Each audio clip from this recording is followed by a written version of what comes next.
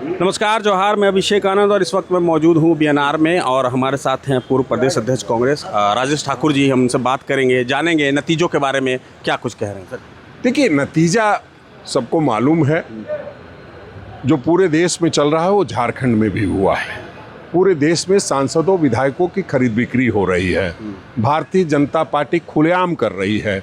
15-15 करोड़ रुपए सांसदों को दे करके और उनका दल बदल कराया जा रहा है। तो यहाँ तो चुनाव था। झारखंड में दल बदला है या फिर सांसद बिके? नहीं, देखिए, यहाँ तो जिस तरह की कवायद हुई है, आरजेडी और माले जो उस तरफ जाने वाले धुरी नहीं है, बात उन पर आई है कि राजू ने कहा है कि उन्होंने धोखा दिया है। तो ये कैसे प्रश्न उठा सर? नहीं, निश्चित रूप से जो सारी बातें छन करके सामने आ रही है, आप तमाम मीडिया के साथियों से और अन्य साथियों से, कि उनकी जो संख्या थी वो हमें नहीं मिली है, तो उस बात से हमारे प्रभारी जी ने कहा है कि ये गड़बड़ हुई है और इसको सब लोग का इसका सरकार पे कोई असर पड़ेगा? नहीं, देखिए, सरकार एक अलग बात है, संगठन एक अलग चीज होता है। और हम समझते हैं मतलब कांग्रेस खून का घूंट पी लेगी कि उसके जो साथी हैं इंडिया गठबंधन के, वो वोट नहीं दे रहे हैं, वो खून का घूंट भी पी के रह सरकार चलाएगी।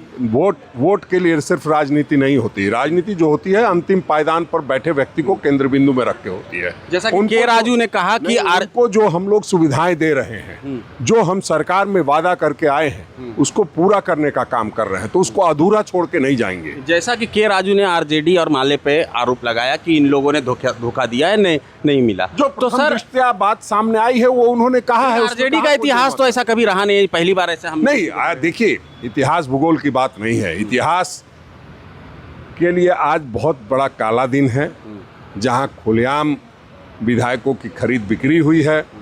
आप जानते हैं कि पहले जो है भाजपा के 21 विधायक बिके, उसके बाद लोजपा के बिके, उसके बाद जदयू के बिके, और सबके बिकने के बाद और भी कुछ विधायक बिक गए और नतीजा आप सामने देख रहे हैं। के विधायक हैं जो बिक गए, तभी ना। नहीं, अरे आप उस 25 की बात नहीं कर रहे हैं जो 25 पहले बिके हैं, जिनकी बिकवाली शुरुआत में हुई। क्योंकि जो राष्ट्रीय अध्यक्ष थे नितिन नवीन, वो आए 2 दिन रहे यहाँ, एक उम्मीदवार तय नहीं कर पाए क्योंकि उनके विधायक पहले बिक चुके थे। और उन्होंने स्पष्ट शब्दों में कहा था, लंबी प्लानिंग तो नहीं है कि नाथवानी जी को निर्दलीय खड़ा कर दे ताकि आरजेडी के पास भी बोलने को कुछ रहे? नहीं, देखिए, किनकी क्या लंबी प्लानिंग है, जो भी प्लानिंग है ये वर्स्ट प्लानिंग है। इससे बुरा कुछ भी नहीं हो सकता।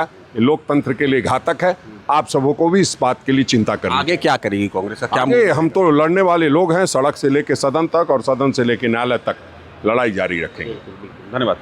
तो ये थे राजेश ठाकुर जी, जिन्होंने बताया कि क्या कुछ हुआ है कांग्रेस के साथ और ये लड़ने वाले लोग हैं, आगे भी लड़ाई जारी रहेगी। लेकिन अहम सवाल यही है कि गठबंधन के घटक दल कांग्रेस, माफ़ कीजिएगा, राजद और माले, जिन पर यह आरोप है कि उन्होंने वोटिंग नहीं की और क्रॉस वोटिंग हुई है, तो ऐसे में अब ये देखना दिलचस्प होगा कि आने वाले दिनों में झारखंड सरकार जो है वो किस तरह से चलती है, गठबंधन का क्या स्वरूप होता है।